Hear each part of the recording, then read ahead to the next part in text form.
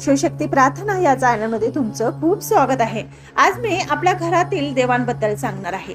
ज्यांना कोणाला आपले देव विसर्जन करायचे असतील किंवा देव भंगले असतील, फाटलेले असतील, पुस्तकं फाटलेले असतील किंवा देवांचे पानं उडगडलेले असतील किंवा आपल्या पोथ्या ज्या जुन्या झालेल्या असतील, अतिशय जुन्या झालेल्या असतील आणि आपल्याला विसर्जन करायचं असेल तर अशा पद्धतीने विसर्जन करायचं आहे।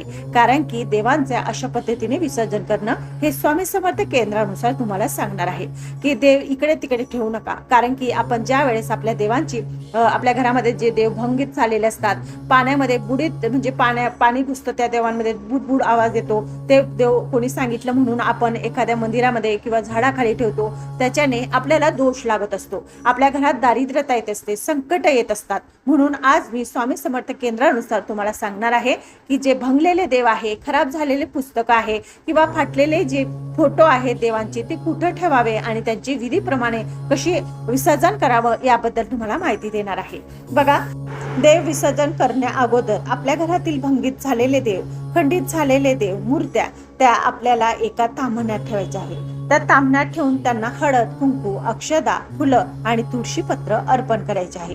हे झाल्यानंतर त्यांना दही भाताचा नैवेद्य दाखवायचा आहे। डायरेक्टली देव विसर्जन करू नका, याच्याने आपल्या घरात भंगती येते, दारिद्र्यता निर्माण होत असते। म्हणून अशा पद्धतीने आज मी तुम्हाला सांगणार आहे की देव अशाच पद्धतीने आपल्याला विसर्जन करायचे आहे। दही भाताचा नैवेद्य दाखवल्यानंतर हातामध्ये उजव्या हातात अक्षदा घ्यायच्या, अक्षदा घेऊन झाल्यानंतर हा मंत्र म्हणायचा आहे जो वरच्या साईडला येईल। बघा, आता मंत्र तुम्हाला बोलून दाखवतोय। यान्तु देवगणा सर्व पूजा मादाय पार्थिवे इष्ट कामना सिद्धार्थ पुनरागमनायच। या मंत्राचा एक वेळेस जाप करायचा देवांसमोर आणि त्या ज्या अक्षदा आहे त्या देवांवर आपल्याला अर्पण करायचे आहे। एक पांढऱ्या कलरचं कापड घ्यायचं आहे आणि त्या कापडामध्ये तुम्हाला 1.25 मूठ तांदूळ, 1 सुपारी, 1 नाणं घ्यायचं आहे 1 रुपयाचं आणि त्यात विसर्जन केलेले म्हणजे जे खंडित देव आहे त्यांची पूजा केलेली आहे ते संपूर्ण देव त्या कापडावर ठेवायचे आहे आणि त्या कापडाला एक गाठ मारायची आहे, ती चांगली गुंडाळून घ्यायची आहे आणि नदी, तलाव, विहीर, समुद्र या ठिकाणी ते विसर्जन करायचं आहे। बघा, ह्या वेळेस विसर्जन करताना देवाला प्रार्थना करायची की हे ईश्वरा, आजपर्यंत ह्या मूर्तींच्या किंवा मातीच्या मूर्तींच्या माध्यमातून मला तुझी सेवा करण्याची संधी मिळाली, त्याबद्दल मी तुझी कृतज्ञता व्यक्त करत आहे। माझ्या हातून जी काही चूक झालेली असेल तर मला क्षमा करावी आणि माझ्यावर तुमची कृपा अखंड अशीच राहावी अशी देवांना प्रार्थना करायची आहे। आणि नंतर देवतांचे विसर्जन नेहमी स्वच्छ पाण्यात करावे। विसर्जन करताना स्वच्छता व परिवरणाची काळजी सुद्धा आपल्याला घ्यायची आहे। प्लास्टिक, थर्माकोल किंवा कृत्रिम वस्तू पाण्यात टाकू नये। विसर्जन करताना आदर व भाव मनात असावा।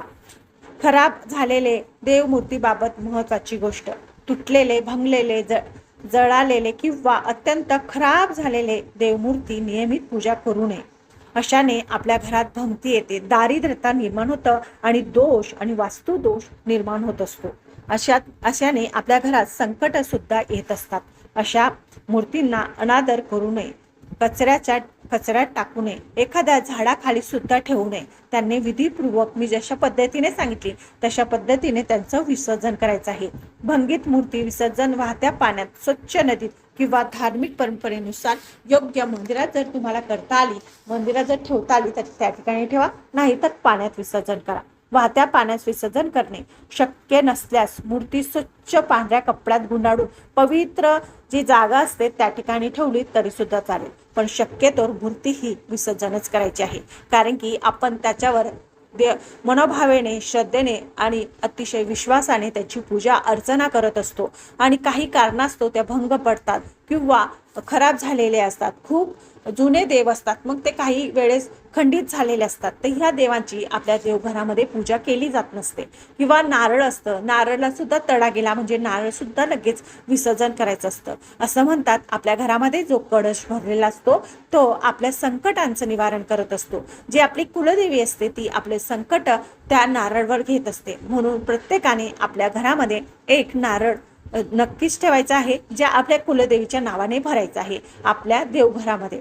आणि त्याबद्दल सुद्धा मी तुम्हाला, त्या नारळाला जर कोंब आला त्याबद्दल सुद्धा मी तुम्हाला माहिती सांगणार आहे। पण आज मी तुम्हाला सांगते की ह्या ज्या गोष्टी आहेत त्या आपल्याला आपल्या घरामध्ये याचं पालन करायचं. असं केल्याने आपल्या घरात सुख समृद्धी नांदते. आपण खूप प्रयत्न करतो, खूप कष्ट करतो, त्यांना यश मिळत नाही, पण आपल्या हातून अशा काही चुका होतात की त्या ज्या आपल्या आयुष्यासाठी चांगल्या नसतात. म्हणून आज मी तुम्हाला सांगणार आहे की ह्या चुका होऊ नका देऊ. विसर्जन करताना अशाच पद्धतीने करा. जर तुम्हाला फोटो सुद्धा विसर्जन करायचा असेल तर तो कधीच एखाद्या झाडाखाली किंवा मंदिरात ठेवू नका. याच्याने त्याचा अपमान होतो आणि त्याचे दुष्परिणाम आपल्याला भोगावे लागतात. आपल्या सांसारिक जीवनामध्ये याचे निर्माण होत असतात.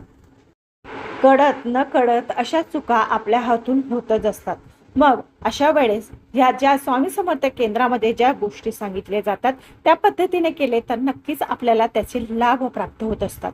प्रत्येक स्त्रीने आपले जे देवघर आहे तेथले देव चेक करायचे. त्यांच्या डोळ्यामध्ये घाण आहे का, त्यांच्या ज्या वेळेस आपण कुंकू लावतो किंवा अष्टीगंध लावतो तो व्यवस्थित लावावा, त्यांच्या डोळ्यात जाऊ देऊ नये. त्याच्याने सुद्धा आपल्याला दोष लागतो, आपल्याला त्रास होतो. अशा गोष्टी लक्षात ठेवायच्या आहे.